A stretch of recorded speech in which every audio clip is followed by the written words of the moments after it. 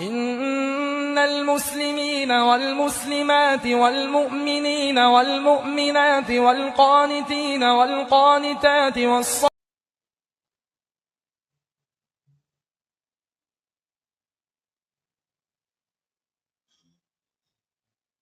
السلام عليكم ورحمة الله وبركاته.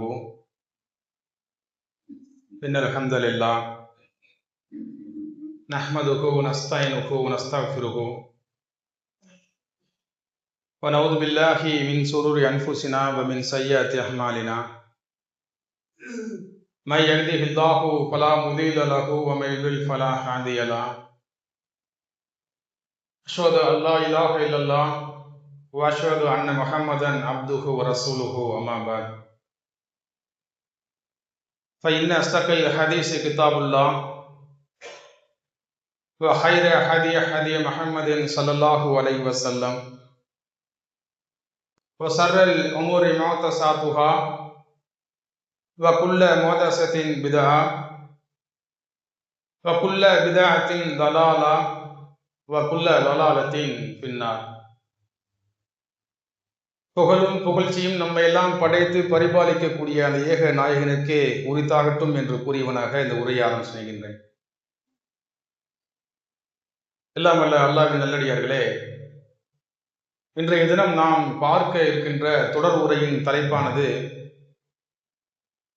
இஸ்லாமிய மார்க்கத்தில் முதலாக நடைபெற்ற த பேட்டில் ஆஃப் பத்ர் என்று சொல்லக்கூடிய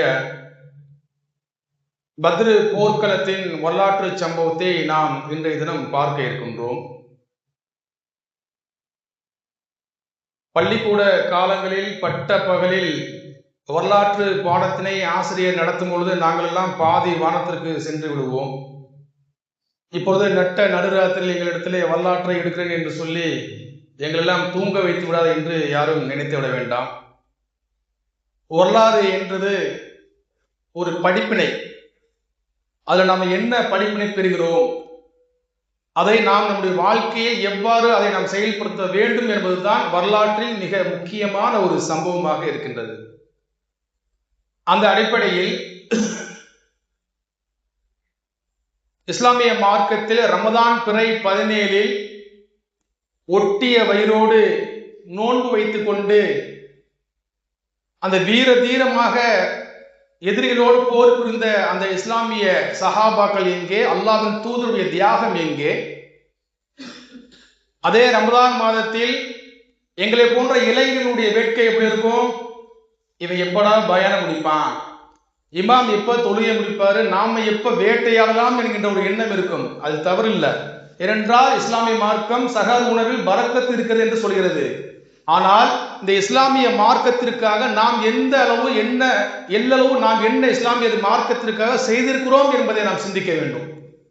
ஆயுதம் ஏந்தி இஸ்லாமிய மார்க்கத்திற்காக போரிட்ட சஹாபாக்களை போன்று நாமும் ஆயுதம் ஏந்தி போரிட வேண்டும் என்று சொல்லவில்லை. அந்த ஆயுதம் ஏந்தி போரிட்ட அந்த உத்தம சஹாபாக்களை போன்ற இஸ்லாமிய மார்க்கத்தில் இறைவன் குர்ஆனில் பல வரலாற்று சம்பவங்களை சொல்லியிருக்கின்றான். அல்லாஹ்வின் தூதரும் பல வரலாற்று செய்திகளை நமக்கு அறிவித்து சென்றிருக்கிறார்கள். ரொம்பலாம் வேணாம், நாம் இப்ப உத்தம சஹாபாக்களை பத்தி பேசுறோம் இல்லையா? அந்த சத்திய சஹாபாக்கள்ல அல்லாஹ்வின் தூதர்கள் சொல்லியிருக்கிறார்கள், அஸ்ரத்துல் முபஷீர், சொர்க்கத்திற்கு நன்மாராயம் கூறப்பட்ட ஒரு 10 சஹாபாக்கள் என்று சொன்னதும் இப்ப இங்க இருக்கிற ஆள்கிட்ட நம்ம கேட்டோம்னா ஒரு 3 பேர் 4 பேர் தான் தாண்டும். அபூபக்கர், உமர் ரலியல்லாஹு, உஸ்மான் ரலியல்லாஹு, அலி இதுக்கு மேல தெரியாது. அப்போ இஸ்லாமிய மார்க்கத்திற்காக வீர தீரமாக செயல்பட்ட அந்த சத்திய சஹாபாக்களுடைய பெயரை கூட நமக்கு தெரிஞ்சிருக்க முடியாது. ஆனால் ஒரு சினிமா நடிகரையோ ஒரு சினிமா நடிகருடைய பெயர் கேட்டா அவன் எங்க பிறந்தான், அவனுடைய அப்பன் பாட்டன் முப்பாட்டன் அப்ப பரம்பரையை தோண்டி எடுத்து சொல்லுவான். அவன் யாரை திருமணம் முடிச்சான், அவனுடைய பிறந்த குழந்தை பெயர் என்ன, பிறக்கக்கூடிய குழந்தை பெயர் என்ன, எல்லாத்தையும் புட்டு வைப்போம். ஆனா ஒரு சத்திய சஹாபாக்களுடைய பெயர் கேட்டா தெரியாது. இந்த அளவுக்கு தான் நம்முடைய இஸ்லாமிய மார்க்கம் இருக்கின்றது. அழகாக சொல்வார்கள், எந்த சமூகம் வரலாறை தெரியவில்லையோ வரலாறை படிக்கவில்லையோ அவர்களால் ஒருபோதும் வரலாறை படைக்க முடியாது என்பதுதான் நிதர்சனமான உண்மை.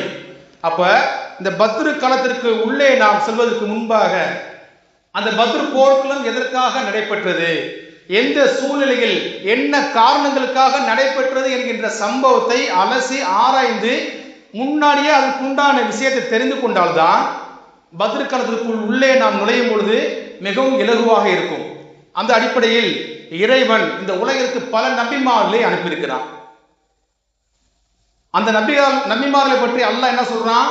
ஃபர்ஸல்னா ஃபீஹிம் ரசூலன் மின்ஹும் அன் இஹ்புதுல்லாஹ மா லக்கும் மின் இலாஹின் கைருஹு அஃபலா தத்தகூன். உங்களிலிருந்தே ஒரு மனிதரை நான் நபியாக தேர்ந்தெடுத்திருக்கிறோம். அவர்கள் சொன்ன அந்த கோட்பாடு என்ன? அல்லாஹ்வை தவிர வணங்குவதற்கு தகுதியானவன் வேறு இறைவன் இல்லை என்கின்ற ஓரிரை கோட்பாட்டை அந்த மக்கள் வைத்தார்கள். அப்படி இந்த உலகிற்கு பல நபிமார்கள் வந்தார்கள். அந்த நபிமார்கள் எல்லாம் அந்த மக்களிடத்தில் போதித்த போதனை என்ன? வஇலா ஆதின் அஹாஹும் ஹூத். ஆது சமுதாயத்திற்கு அவருடைய சகோதரர் ஹூதை நாம் நபியாக அனுப்பினோம். அவர் என்ன போதனை சொன்னார்? காலைய கௌமி அஹ்மதுல்லாஹ மாலக்கும் மின் இலாஹின் கைருஹு அஃபலா தத்தகூன். என் அருமை சமுதாயமே, வணங்குவதற்கு தகுதியானவன் அல்லாஹ்வை தவிர வேறு இறைவன் இல்லை என்கின்ற ஓரிரை கோட்பாட்டை முன்வைத்தார். வஇலா சமூத அஹாஹும் சாலிஹ் நபியை சமூது கூட்டத்தாருக்கு நாம் நபியாக அனுப்பினோம். அவர் போய் என்ன பிரச்சாரத்தை பண்ணார்? காலையா கௌமி அஹ்மதுல்லாஹ மாலக்கும் மின் இலாஹின் கைருஹு. என் அருமை சமுதாயமே, நீங்கள் வணங்குவதற்கு அல்லாஹ் மட்டுமே உரியவன், அவனை தவிர வேறு இறைவனை நீங்கள் வணங்கக்கூடாது என்கின்ற ஓரிரை கோட்பாட்டை முன்வைத்தார். மதிய நகரத்திற்கு அவருடைய சகோதரர் ஸ்வைப் நபியை நாம் நபியாக அனுப்பினோம். அவர் என்ன போதனை மேற்கொண்டார்? காலைய காமி அஹ்மதுல்லாஹ மாலக்கும் மின் இலாஹின் கைருஹு. என் அருமை சமுதாயமே, நீங்கள் வணங்குவதற்கு தகுதியானவன் அல்லாஹ்வை தவிர வேறு இறைவன் இல்லை என்கின்ற ஓரிரை கோட்பாட்டை தான் முன்வைத்தார். இது சற்று வித்தியாசமான ஒரு கூட்டம். யார்? இறுதி தூதர் நம்முடைய முஹம்மது நபி ஸல்லல்லாஹு அலைஹி வஸல்லம் கூட்டத்தார். ஏன்? இதற்கு முன்பாக நாம் சொன்ன எல்லா நபிமாருடைய சமுதாயத்தரும் கல்லையோ மண்ணையோ நெருப்பையோ எதையோ வணங்கி கொண்டிருந்தான். ஆனால் அல்லாஹ்வின் தூதருடைய சமுதாய மக்கள் என்ன பண்ணாங்க? அல்லாஹ்வை ஏற்றுக்கொண்டாங்க. அதுதான் அல்லாஹ் குர்ஆனிலே பிரகடனப்படுத்துறான். எப்படி? வலஇன் சஅல்தஹும் மன் ஹலக ஸமாவாதி வல் அர்த. நபியே, அந்த மக்களிடத்துல கேளுங்க, வானத்தையும் பூமியையும் படைத்தது யார் என்று கேளுங்க. வஸஹர ஸம்ஸ வல் கமர. இந்த சூரியனையும் சந்திரனையும் தமது கட்டுப்பாட்டில் தமது ஆட்சி அதிகாரத்தில் செயல்படுத்தக்கூடிய யார் என்று கேளுங்க. அழகாக அந்த மக்கள் சொல்வார்கள். இதுல என்ன ஆச்சரியம்? லா யகூலுன்னல்லாஹ், அல்லாஹ் தான் அனைத்தையும் இயக்கிக் கொண்டிருக்கிறான் என்று சொல்வார்கள். மேலும் நபி அந்த மக்களிடத்தை பார்த்து கேளுங்க, வலஇன் சஅல்தஹும் மன் ஹலகஹும். அடே, உன்னை படைத்தது யார் என்று கேளுங்க. அப்பவும் அந்த மக்கள் சொன்னார்கள், லா யகூலுன்னல்லாஹ், எங்களை படைத்ததும் அல்லாஹ் என்று சொல்வார்கள். அப்போ அவர்களிடத்திலே வானத்திலிருந்து நீரை புடிய செய்யும் யார் என்று கேட்டால் அல்லாஹ் என்று சொல்வார்கள். பூமியிலிருந்து விளைச்சலை தரக்கூடிய யார் கேட்டால் அல்லாஹ் என்று சொல்வார்கள். செடிப்புலனை யார் கொடுத்தது என்று கேட்டால் அல்லாஹ் என்று சொல்வார்கள். கண் பார்வை கொடுத்தது யார் என்று கேட்டால் அல்லாஹ் என்று சொல்வார்கள். காரியங்களை நிர்வகிக்கக்கூடியவன் யார் என்று கேட்டால் அல்லாஹ் என்று சொல்வார்கள். இப்படி எல்லா விஷயத்திலும் அல்லாஹ் அல்லாஹ் என்று சொன்ன அந்த மக்கள் ஏன் அங்கே நபியை அனுப்ப வேண்டும்? இன்னும் பாருங்க, அந்த ஹஜ்ஜிற்காக அந்த காபத்துல்லாவிற்கு வரக்கூடிய மக்களுக்கு அழகான விருந்து உபச்சாரம் செய்து அந்த ஜம்சம் தண்ணீரை அந்த மக்களுக்கு புகட்டி அந்த மக்களோடு சேர்ந்து மக்காவில் வாழக்கூடிய அந்த அபுஜஹலாகட்டும் உத்துபாகட்டும் சைபாகட்டும் இது போன்ற பெரும் தலைவர்கள் அந்த மக்கத்து காஃபிர்கள் எல்லாம் ஹஜ்ஜிற்காக இஹ்ராம் கட்டி தல்பியா சொல்வார்கள். எப்படி? நாம் சொல்வதை போன்று லப்பைக் அல்லாஹும்ம லப்பைக், இறைவா இதோ வந்து விட்டேன், லப்பைக் லா ஷரீக லக லப்பைக், இறைவா உனக்கு இணை இல்லை துணை இல்லை என்று சொல்வார்கள். யார் சொன்னா? அபூஜஹல் சொன்னான், உத்பா சொன்னான், சைபா சொன்னான். என்ன ஒரே வித்தியாசம், ஒரே ஒரு மாறுபாடு, ஒரே ஒரு ஆல்டர்னேஷன் வார்த்தை என்ன சேர்த்து கொண்டாங்க? இல்லாஹுவ ஷரீகன் லக, இறைவா நீ யாரை உனக்கு இணையாக ஆக்கி கொண்டாயோ அவர்களை தவிர என்கிற வார்த்தையை சேர்த்து கொண்டாங்க. அல்லாஹ் எங்க சொல்லியிருக்கானா? என்னிடத்தில் நீ நெருங்கி வர வேண்டும் என்றால் இதோ இந்த லாத் உஸா மூலம் வர வேண்டும் என்று அல்லாஹ் எங்கேயா சொல்லியிருக்கிறானா? என்னிடத்தில் வர வேண்டும் என்றால் இந்த பெரியார் அவுலியா மூலம் தான் என்னிடத்தில் வர வேண்டும் என்று அல்லாஹ் எங்கேயா சொல்லியிருக்கிறானா? இஸ்லாமிய மார்க்கத்திற்கு மிகவும் மாபாதக செயல். ஏனென்றால் அல்லாஹ் அந்த பாவிகளை கூட எப்படி அழைக்கிறான் பாருங்க.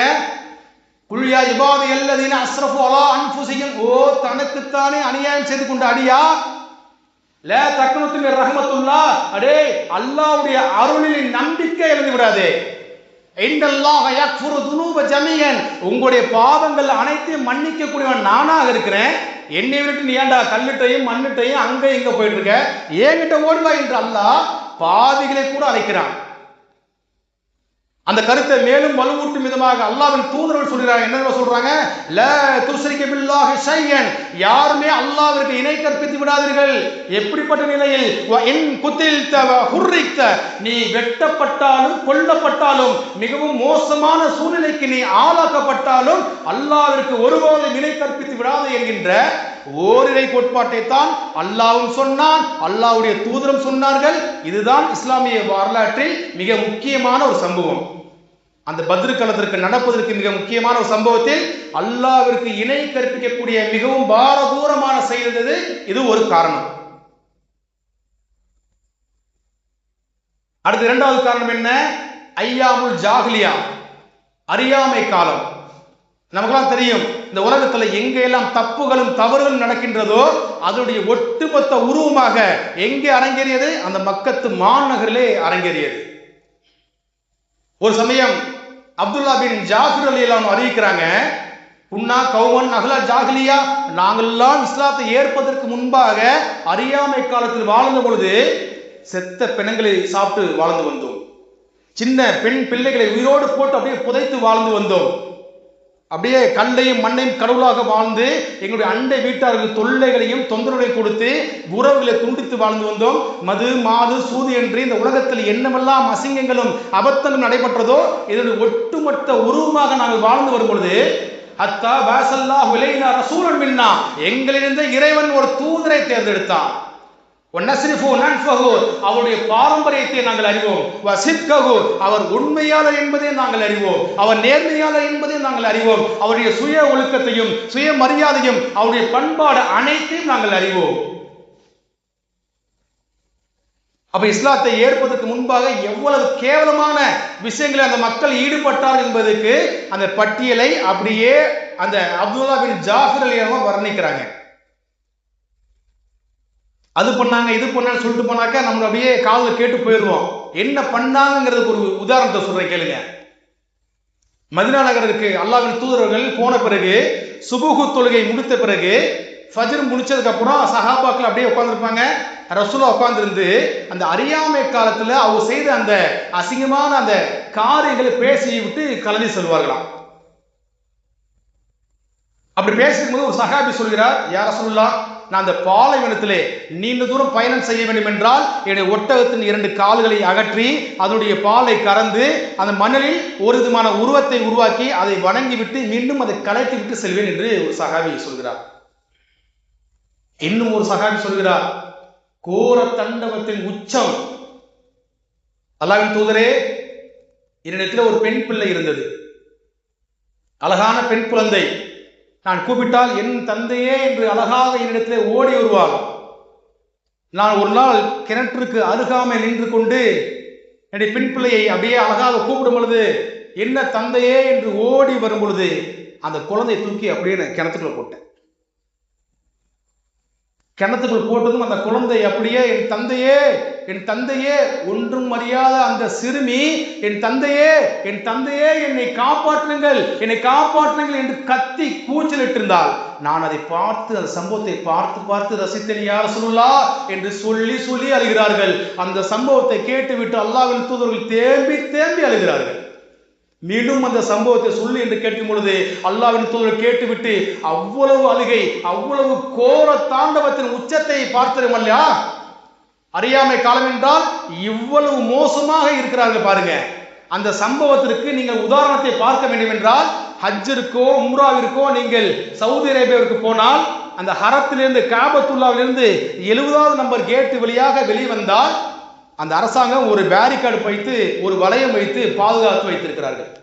சில ஆண்டுகளுக்கு முன்பாக கட்டடம் அங்கே கட்டுவதற்காக புக்லைன் வைத்து தோண்டும் பொழுது வெறும் பெண் பிள்ளைகளோட சடலமா அங்கே கண்டெடுக்கப்பட்டிருக்கிறாங்க. அப்ப இது அறியாமை காலத்தில் உள்ள புதைக்கப்பட்ட பெண் பிள்ளைகள் என்று நினைத்து அந்த சம்பவத்திற்காக மக்கள் புரிந்து கொள்ள வேண்டும் என்பதற்காக அங்கே எந்த விதமான கட்டடம் கட்டக்கூடாது என்று அந்த சவுதி அரசாங்கம் ஆணையிட்டு பேரிகார்டு வைத்து இன்றும் பாதுகாத்து வைத்திருக்கிறார்கள். நம்முடைய உள்ளமெல்லாம் அப்படியே நடுங்கி அதிர்ந்து போகிறது அல்லவா? அப்போ அறியாமை காலத்தில் இருளில் இருந்த மக்களுடைய வாழ்க்கை எப்படி வெளிச்சத்திற்கு வந்தது? இந்த இஸ்லாம் வந்த பிறகு மாறியது. இந்த அல்லாஹ்வின் தூதருடைய வருகைக்கு பிறகு மாறியது என்றால் இங்கதான் இஸ்லாம் இருக்கின்றது. எந்த பெண் பிள்ளை பிறந்தால் அவருடைய முகம் அப்படியே வாடி வதங்கி கருகருத்து போனதோ, எந்த பெண் பிள்ளை பிறந்தால் அந்த சமூகத்திலிருந்து ஓடி ஒளிய வேண்டும், அந்த பெண் பிள்ளையை அந்த புதைத்து அப்படியே கொள்ள வேண்டும் என்று யாரெல்லாம் எண்ணி வாழ்ந்தார்களோ அதே சமூகத்தை வைத்து இறைவன் மிகப்பெரிய பெண்களுக்கு உண்டான புரட்சியை ஏற்படுத்தினான் இல்லையா? எப்படி? ஒரு பெண் கருவை சுமந்திருந்தால் அப்படியே கஷ்டத்திற்கு மேல் கஷ்டப்பட்ட நிலையில், பலகீனத்திற்கு மேல் பலகீனப்பட்ட நிலையில், சிரமத்திற்கு மேல் சிரமப்பட்ட நிலையில் இன்னும் ஒரு பெண் குழந்தையை இந்த உலகிற்கு ஈண்டெடுத்து வெளிக்கொண்டு வரும் பொழுது அந்த குழந்தையை பார்த்து இஸ்லாம் என்ன சொல்லுது? குர்ஆன் அத புஸ்ரா, இதுதான் நற்செய்தி என்று சொல்லுதா இல்லையா? குர்ஆன்ல எங்க வேணா தேடி பாருங்க, அல்லாஹ் எங்கேயாவது ஆண் குழந்தை யாருக்கு பிறக்கிறதோ அதுதான் நற்செய்தி என்று அல்லாஹ் எங்கேயா சொல்கிறானா? அந்த பெண் குழந்தை மகளாக வளர்ந்து அல்லது சகோதரிகளாக வளர்ந்து வரும் பொழுது அதை பார்த்து இஸ்லாம் என்ன சொல்கிறது? யாரிடத்துல 2 பெண் பிள்ளைகள் இருந்தோ அல்லது யாரிடத்துல 3 பெண் குழந்தைகள் இருக்கிறதோ, யாரிடத்துல 2 சகோதரர்கள் இருக்கிறார்களோ அல்லது யாரிடத்துல 3 சகோதரர்கள் இருக்கிறார்களோ அவர்களுக்கு நல்ல முறையில் கல்வியை வழங்கி நல்ல முறையில் அவர்களை பராமரித்து சிறந்த முறையில் அவர்களுக்கு திருமணம் செய்து வைக்கிறார். யார் என்றால் அவர்கள் எப்படிப்பட்டவர்கள் தெரியுமா? இவர்கள் தான் அவர்களை நரகத்திலிருந்து காக்கக்கூடிய கேடயம் என்று அல்லாஹ்வின் தூதர் சொன்னாங்க. மேலும் சொன்னாங்க, தஹல்து அனா வஹுவல் ஜன்னா, நானும் அவரும் சொர்க்கத்தில் இப்படி இருப்போம் என்று தமது 2 விரல்களை அல்லாஹ்வின் தூதர் இணைத்து காண்பித்திருக்கிறார் என்றால் இஸ்லாம் பெண்களை எப்படி உயர்த்தி பேசிட்டு பாருங்க. அது மட்டுமா, அல்லாஹ்வின் தூதர் மேலும் சொல்றா பாருங்க, அந்த பெண் குழந்தையாக பிறந்து பிறகு மகளாக வளர்ந்து அவள் மனைவி என்கின்ற சிறப்பிற்கு உள்ளே நுழையும் பொழுது அவளை பார்த்து இஸ்லாம் என்ன சொல்கிறது? அத்துன்யா மதாவுன், இந்த உலகம் என்பது இன்பங்கள் கிடைக்கக்கூடிய மிகப்பெரிய அருட்கொடை. இந்த உலகத்தில் உள்ள அனைத்தும் இன்பம் நிறைந்த பொருட்களை கிடைக்கக்கூடிய அருட்கொடையான உலகம் என்று அல்லாஹ்வின் தூதர் சொல்றாங்க. வஹைர மதாஉன் துன்யா, அவ்வளவு இறைவனுடைய அருட்கொடைகள் நிறைந்த இந்த இன்பத்திலேயே மிகப்பெரிய ஆனந்தத்திலேயே மிகப்பெரிய மகிழ்ச்சியிலேயே ஆக பெரிய இன்பம் எது தெரியுமா? அல் மர்அத்து சாலிஹ் என்று அல்லாஹ்வின் தூதர் சொன்னார்கள் தவிர நல்ல மனைவி என்று தான் சொன்னார்கள் தவிர எங்கேயாவது நல்ல கணவன் என்று அல்லாஹ்வின் தூதர் சொல்லியிருக்கிறார்களா? பிறகு எப்படி நாம் பெண்களை விட உயர்ந்தவர்களாகவும் அவர்களை இழிவாகவும் கேவலமாக பார்க்க முடியும்? சிந்திக்கணுமா இல்லையா? அப்ப இந்த இஸ்லாமிய மார்க்கம் பெண்களை போக பொருளாக ஆக்கவில்லை, அடிமைகளாக ஆக்கவில்லை, அவர்களுக்கு உரிய கண்ணியத்தை வழங்கியிருக்கிறது. இப்போ எடுத்து பாருங்க, இதே அரபு நாட்டில் ஒரு பெண் குழந்தை பிறந்தால் அப்படியே தங்க வந்துருச்சு என்று அப்படி ஆற தள்ளி கொஞ்சுவார்கள். இஸ்லாம் வந்த பிறகுதான் இதெல்லாம் மாறியது. அல்லாஹ்வின் தூதருடைய வருகைக்கு பிறகுதான் இது மாறியது. இந்த இஸ்லாம் வரவில்லை என்றால் அறியாமை காலத்தில் நீடித்திருப்பார்கள். அப்போ அந்த ஜாகிலியா காலத்தில் வாழ்ந்த அந்த மக்களுக்கு மிகப்பெரிய எதிரியாக யார் இருந்தால் அல்லாஹ்வின் தூதரும் இஸ்லாம் இருந்தது. இன்னும் ஒரு மிக முக்கிய ஒரு காரணம் இருக்கின்றது. அந்த காரணத்தை இன்ஷா அல்லாஹ் நாளை பார்த்துவிட்டு நம்முடைய பத்ரு கலந்துக்கு நுழைவோம் என்று கூறிக்கொண்டு உரையை நிறைவு செய்கிறேன். வாஹிர் தஅவானா ரப்பில் ஆலமீன். அஸ்ஸலாமு அலைக்கும் வரஹ்மத்துல்லாஹி வபரகாத்துஹு. இன்னல் முஸ்லிமீன வல் முஸ்லிமாத்தி வல் முஃமினீன வல் முஃமினாத்தி வல் கானிதீன வல் கானிதாத்தி